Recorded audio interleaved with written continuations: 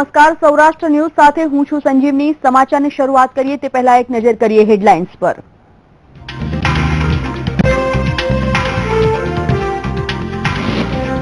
દલિત યુવકો પર અત્યાચારના વિરોધમાં વધુ 5 દલિત યુવકોએ આ લોકોને દવા પીધી તો રોષે ભરાયેલા દલિતોનો સૌરાષ્ટ્રમાં દેખાવો।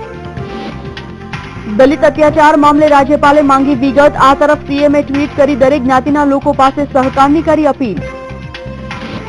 પાસ નેતા દિનેશ બામણિયાનો વિચર રાદડિયાને પડકાર। સમાજ સાથે હોય તો ભાજપમાંથી આપે રાજીનામું। 1962 થી 1984 સુધી સરપંચની સહિતની નોકરી મેળવનાર ગણાશે સરકારી કર્મચારી। સુપ્રીમનો ચુકાદો 9% વ્યાજ સાથે ચૂકવાશે પેન્શન। આગામી 24 કલાકમાં વરસાદની આગાહી। સૌરાષ્ટ્રમાં ભારે વરસાદની આગાહી। ગુજરાત સહિત 11 રાજ્યોમાં ભારે વરસાદની આગાહી। ગુરુ પૂર્ણિમાના પાવન અવસર પર આશ્રમોમાં જામી ભક્તોની ભીડ તો બોટાદમાં 400 લોકોએ કર્યું રક્તદાન જ્યારે સંતોએ આપ્યા આશીર્વચન। વીટીવી કેમ્પેઇન મંત્રીના રિપોર્ટ કાર્ડમાં આજે સૌરભ પટેલની કામગીરીના લેખાજોખા 3 વર્ષમાં કરેલી કામગીરીનો આપીશું ચિતાર।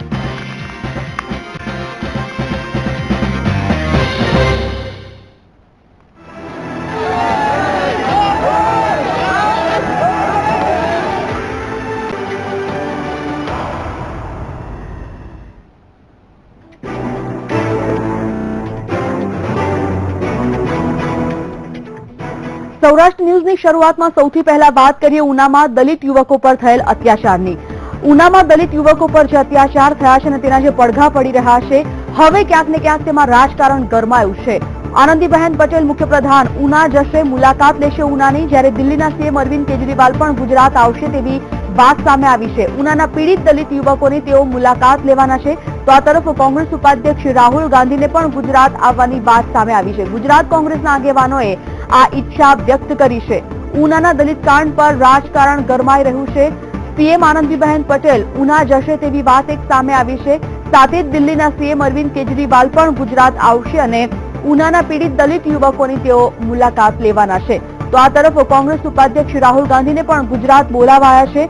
કોંગ્રેસના જે આગેવાનો છે ગુજરાત કોંગ્રેસના તેઓએ રાહુલ ગાંધી ગુજરાત આવે તેવી ઈચ્છા વ્યક્ત કરી છે।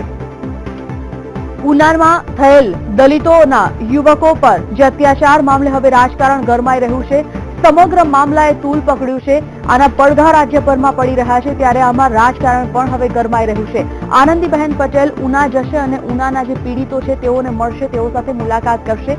સાથે જ દિલ્હીના સીએમ અરવિંદ કેજરીવાલ પણ ગુજરાત પ્રવાસે આવે તેવી શક્યતાએ જોર પકડ્યું છે તો આ તરફ ગુજરાત કોંગ્રેસના કાર્યકરોએ પણ રાહુલ ગાંધી ગુજરાતમાં આવે અને ઉનાના પીડિતોની મુલાકાત લે તેવી ઈચ્છા વ્યક્ત કરી છે।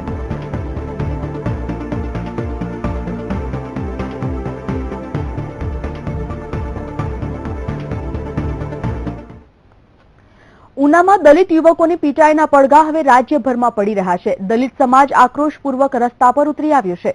પોતાના સમાજના યુવકો પર થયેલા અત્યાચારને લઈને ન્યાય મેળવવા હિંસક પ્રવૃત્તિ શરૂ થઈ ગઈ છે। આ આક્રોશની આગ રાજકોટ, પોરબંદર, અમરેલી, ભાવનગર, જૂનાગઢ, ધોરાજી, વેરાવળ અને લીંબડી સહિત અમદાવાદમાં દલિત સમાજના લોકોએ તોડફોડ અને આગજનીના બનાવો શરૂ કર્યા છે। રાજ્યની શાંતિ માટે વીટીવી અપીલ કરી રહ્યું છે તો સાથોસાથ સરકાર અને દલિત સમાજના આગેવાનો પણ શાંતિ અને સહકાર માટે અપીલ કરી રહ્યા છે।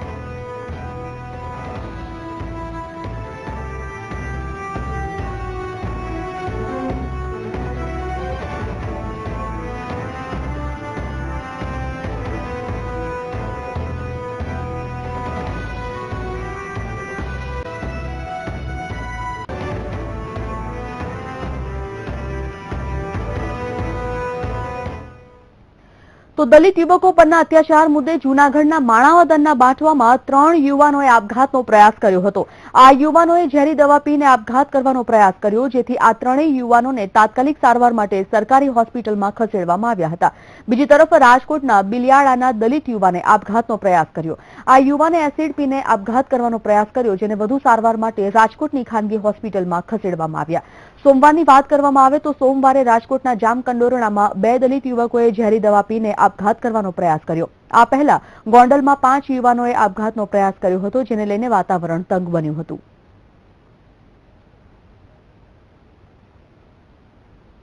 સમાજ છે એમને પણ અપીલ કરું છું કે આ પ્રકારના તોડફોડના અથવા તો દવા પી કે સુસાઇડના જે બનાવો બની રહ્યા છે એ ના કરે, શાંતિ જાળવે અને સરકાર આ બાબતે તત્કાળ કોઈ ઠોસ નમૂનારૂપ કાર્યવાહી કરે એવી સરકારને વિનંતી.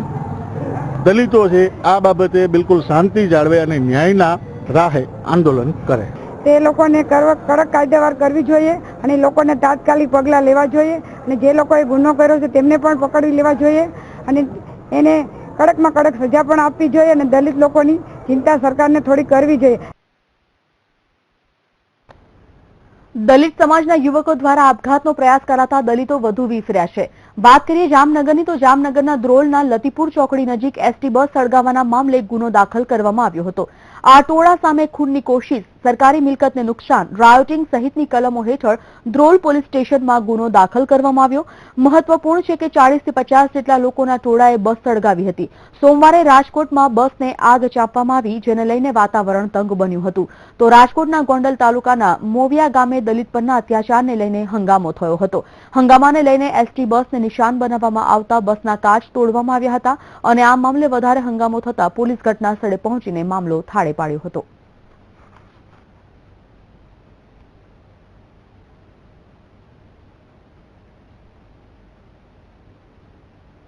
રાજ્યમાં દલિત અત્યાચાર મામલે શરૂ થયેલા તોફાનોએ ઉગ્ર સ્વરૂપ ધારણ કરી લીધું છે. ત્યારે અમરેલીમાં પણ હિંસાના બનાવો સામે આવ્યા છે.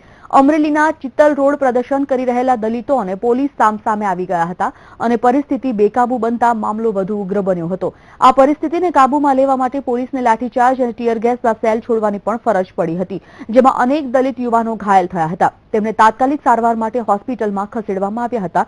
તો બીજી તરફ જૂનાગઢના જિલ્લાના કેશોદમાં માંગરોળ રોડ ઉપર એસટી બસમાં તોડફોડ કરવામાં આવી હતી.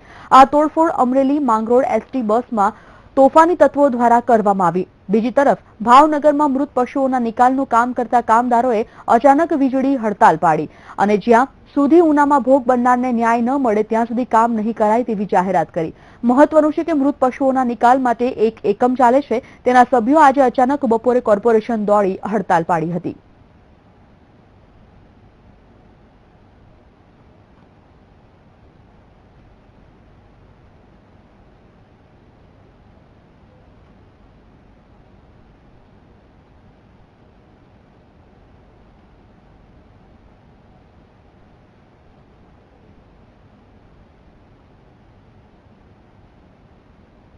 કાશ્મીરા ચોક થઈ સેન્ટર પોઈન્ટ થઈને ચિત્તલ રોડ ઉપર પહોંચતા ટોળું બેકાબુ બની ગયેલું અને પોલીસ ઉપર પણ પથ્થરમારો કરવા લાગેલા.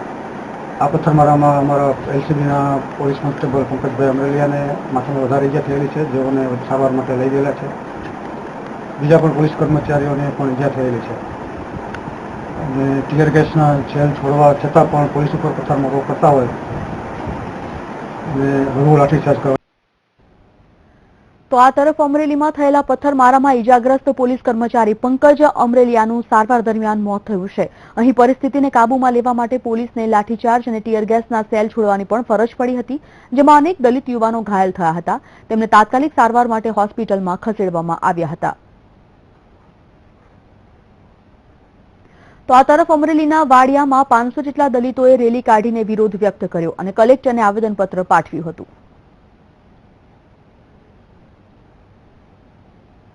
તો અમરેલી જિલ્લાની પણ ગુજરાત રાજ્યમાં ઠેર ઠેર આવેદન આપ્યા આવેલા છે. એ પૈકી અમે આજે અમરેલીમાં રેલી અને આવેદન આપવા આવ્યા હતા અને જે બાબતે દલિતો યુવાનો જે ઉગ્ર થયા અને એની લાગણી દુભાઈ કે દલિતોને માર મારે છે, એના કારણે દલિતોએ તોડફોડ કરવાની કોઈ ગણતરી નથી. પણ આજે આ પોલીસોએ લાઠીચાર્જ કર્યા બાદ દલિતોએ બસના કાચ પણ પડ્યા છે અને પોલીસે કાયદેસર નોટિસ આપ્યા વગર મને ટાર્ગેટ બનાવીને લાઠીચાર્જ કર્યો. મને માથામાં ભાગે વાગ્યું છે, આંગળીમાં વાગ્યું છે અને મને મારતા મહિલાઓ મને બચાવી તો મહિલાઓને પણ પોલીસે માર્યું છે. વાત દલિતોએ કરેલા ઠેર ઠેર ચક્કાજામની કરીએ તો વેરાવળમાં સોપાસી ગામ નજીક નેશનલ હાઈવે પર ચક્કાજામ કરવામાં આવ્યો. આ તરફ જામનગરના લાલ બંગલા સર્કલ પાસે બીએસપીના કાર્યકરોએ ચક્કાજામ કર્યો. તો બીજી તરફ જૂનાગઢ જિલ્લાના વડાલમાં પણ દલિતોએ હાઈવે પર ચક્કાજામ કર્યો હતો. અહીં પોલીસે 250 થી વધુની અટકાયત કરી હતી.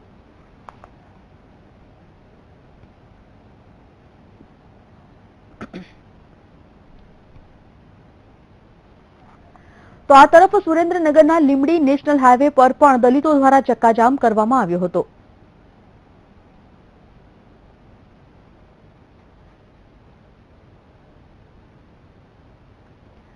આંદોલન અને તોડફોડને કારણે સૌથી મોટી અસર સૌરાષ્ટ્ર અને રાજ્યભરના વાહન વ્યવહાર પર પડી છે. વાત રાજકોટની, તો રાજકોટમાં એસટી બસના કેટલાક રૂટ બંધ કરી દેવામાં આવ્યા છે. મહત્વનું છે કે પોરબંદર ડેપોની એક બસ કેટલાક તોફાની તત્વો સળગાવવાને કારણે ગ્રામ્ય વિસ્તારના રૂટ બંધ કરાયા છે. તેમજ પોરબંદરથી જતી રાજકોટ વડોદરાના રૂટ બંધ કરી દેવાતા મુસાફરોને ભારે હાલાકીનો સામનો કરવો પડ્યો, જેને લઈ મુસાફરોમાં રોષ ફાટી નીકળ્યો છે. બીજી તરફ ભાવનગરના ગારિયાધાર સજ્જડ બંધનું એલાન આપવામાં આવ્યું. મહત્વનું છે કે ઉનામાં દલિત સમાજના યુવાનોને માર મારવાના મામલે રાજ્યભરમાં દલિત સમાજ દ્વારા વિરોધ વ્યક્ત કરવામાં આવી રહ્યો છે અને કેટલાક ગામોમાં સજ્જડ બંધ પાડવામાં આવ્યું, ત્યારે ગારિયાધાર પણ સજ્જડ બંધ રહ્યું. આ તરફ અમદાવાદમાં પણ બીએસપીના કાર્યકરો દ્વારા રેલી યોજવામાં આવી હતી, ત્યારે રેલીને પોલીસે મંજૂરી આપી ન હતી, જેને લઈ બીએસપીના કાર્યકર્તાઓની ચાંદખેડા પોલીસે અટકાયત કરી હતી.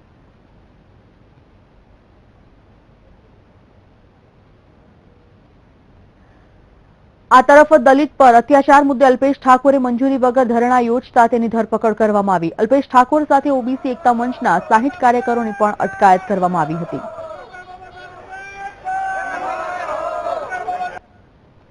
હજુ ઉનામાં દલિતોને માર મારવાના કિસ્સાને સમય નથી થયો તેવામાં બીજો એક કિસ્સો પ્રકાશમાં આવ્યો છે. ગઢડાના ઈગોરાણામાં 2 દલિતોને માર મારવાનો કિસ્સો સામે આવ્યો. ઢસાના કૃષ્ણા જીનિંગ મિલના માલિક અને તેના પુત્રને લોકોએ માર માર્યો. આ બંને દલિત પિતા પુત્રને ઈજા પહોંચતા સારવાર માટે ગઢડા રેફરલ હોસ્પિટલ ખાતે ખસેડવામાં આવ્યા હતા.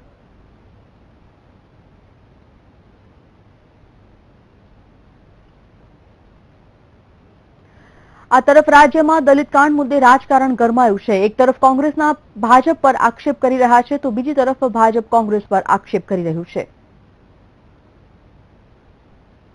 પગલાં લીધા છે. ભારતીય જનતા પાર્ટી દલિતો માટે કટિબદ્ધ છે. સુરક્ષા આપવા માટે તમામ આરોપીઓને તાત્કાલિક પકડી લેવામાં આવ્યા છે. તમામ આરોપી ઉપર કડકમાં કડક કલમો લગાવવામાં આવી છે. તમામ જે પોલીસના લોકો નિષ્ક્રિય હતા એવા 4 લોકોને સસ્પેન્ડ કર્યા છે. સીઆઈડી ક્રાઇમની તપાસ સોંપી છે. સ્પેશિયલ ફાસ્ટ ટ્રેક કોર્ટની જેમ એ કોર્ટમાં કેસ ચાલશે ને કડકમાં કડક સજા મળશે. દલિત આગેવાનોને હું વિનંતી કરું છું કે ગુજરાતની શાંતિ જોખમાય નહીં, અશાંતિ ફેલાય નહીં, એ પ્રકારેની અપીલ કરું છું. કહેવાતા ગૌ ભક્તો જે ગાયો પકડવાના નામે કટકી કરતા હોય અને આ ભાજપ વાળા ગુજરાતમાં ખુલ્લેઆમ ગાયો કપાય, ખુલ્લેઆમ રોડ ઉપર દોડા દિવસે. એટલું નહીં, કપાયેલી એ ગાયોનું મટન કમરછાપ ટેમ્પોમાં ઊભી બજારે વહન કરવામાં આવતું હોય. એને પકડીને એરેસ્ટ નથી કરતા, એ ગાયોને બચાવતા નથી અને મરી ગયેલી ગાયની વિધિ કરવા વાળા લોકો ઉપર ભાજપના મરતિયાઓએ મળીને જે રીતે કાયદો અને વ્યવસ્થા હાથમાં લીધી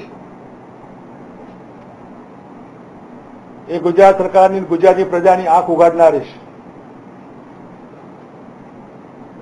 છેલ્લા 15-16 વર્ષથી ગુજરાતમાં કાયદો અને વ્યવસ્થા ખતમ થઈ ગઈ છે. રાજ્યના મુખ્યમંત્રી આનંદીબેન પટેલે ટ્વીટ કરીને દરેક જ્ઞાતિના લોકોને અને આગેવાનોને શાંતિની અપીલ કરી. વધુમાં કહ્યું કે લોકોએ તંત્રને સાથ આપી રાજ્યના વિકાસમાં સહભાગી થવાની અપીલ પણ કરી. તો ગાંધીનગરના પોલીસ વડાએ રાજ્યમાં શાંતિ જાળવવાની અપીલ કરી હતી અને કહ્યું કે દલિત પર થયેલ અત્યાચાર મુદ્દે નિષ્પક્ષ તપાસ કરાશે અને સમગ્ર તપાસ સીઆઈડીને સોંપવામાં આવશે. આપ સૌ સમજો ભાઈ બહેનોને અપીલ છે કે આક્રોશને કાબૂમાં રાખીએ, હિંસાથી દૂર રહીએ અને જાહેર માલ મિલકતને નુકસાન ન પહોંચાડીએ.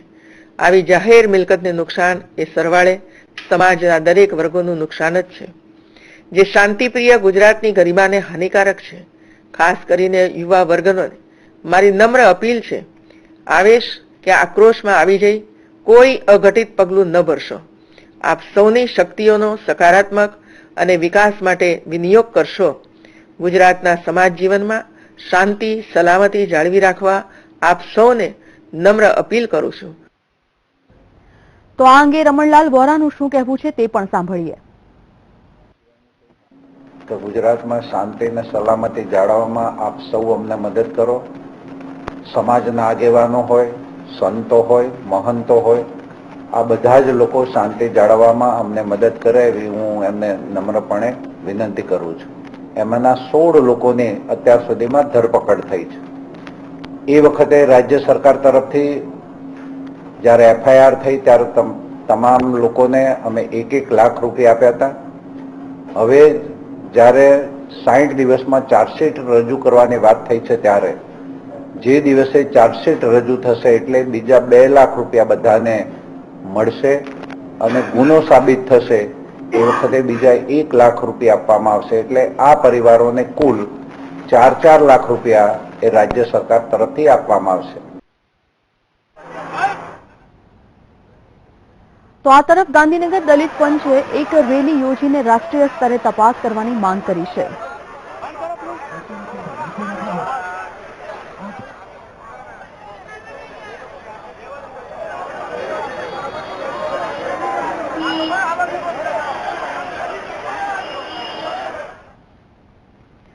સૌરાષ્ટ્ર ન્યૂઝમાં અન્ય કેટલાક મહત્વપૂર્ણ સમાચાર સાથે પરત ફરીએ છીએ. હાલ રોકાઈએ એક બ્રેક માટે.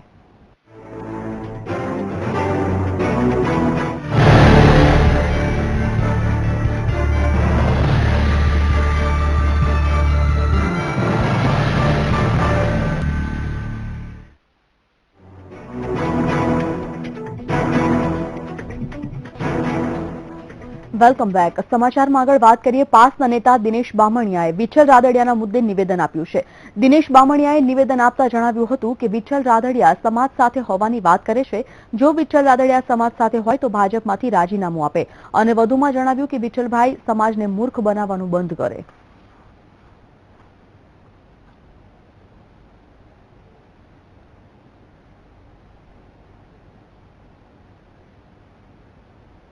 देखिए, मैं एक तो भाजपा के सामने एक बड़ा कांटा हूँ.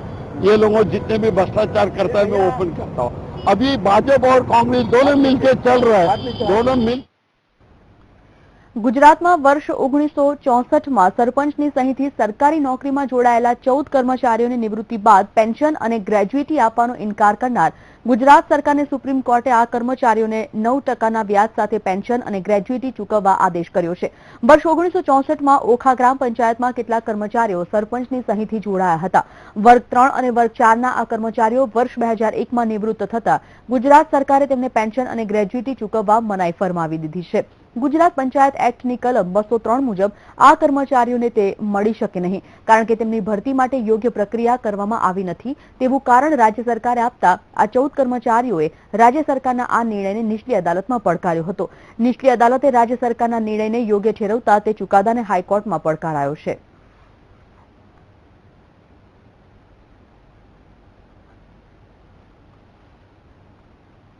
અમરેલી જિલ્લાના લીલિયા શહેરમાં છેલ્લા 2 વર્ષથી ગટર અને રોડના પ્રશ્ને વેપારીઓ તેમજ સ્થાનિક લોકો પરેશાની ભોગવી રહ્યા છે.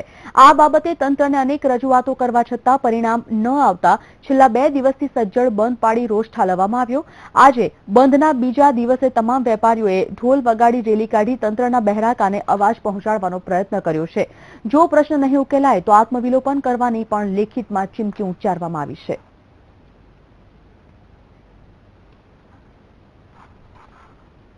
આ સાથે જ બુલેટિનમાં રોકાઈએ વધુ એક બ્રેક માટે.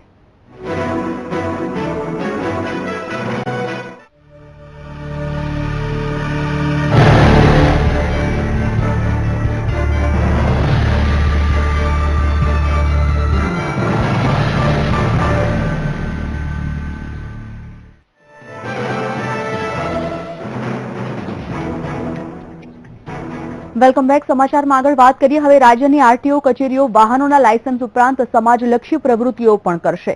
ભાવનગર આરટીઓ કચેરીમાં સારથી અને વાહન નંબર 1 નામના સોફ્ટવેર શરૂ કરવામાં આવ્યા છે.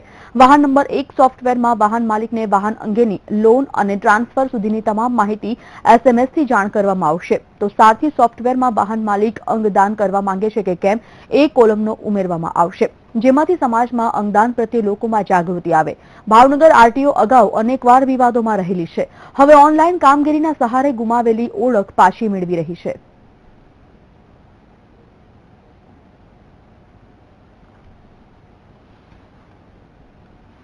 વાત હવે કરીએ ગુરુ પૂર્ણિમાની. ગુરુ એટલે એવી વ્યક્તિ જે આપણને અંધકારમાંથી પ્રકાશ તરફ લઈ જાય છે અને સાચું જ્ઞાન અને માર્ગદર્શન આપે છે.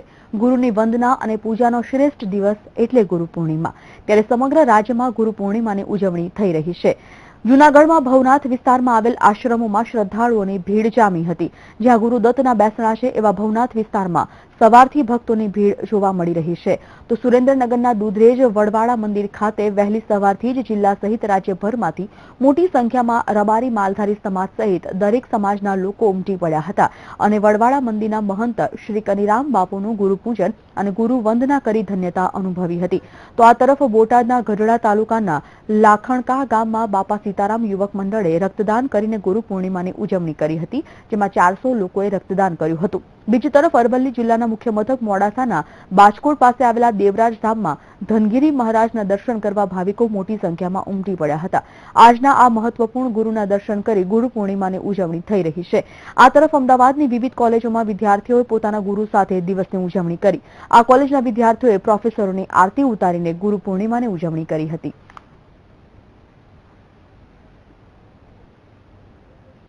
ગુરુ ખાલી વ્યક્તિ નથી હોતી, પણ એક વ્યક્તિત્વ હોય છે. અને એટલું જ નહીં, એનાથી આગળ જાઉં તો ગુરુ સમગ્ર અસ્તિત્વ ગણાય.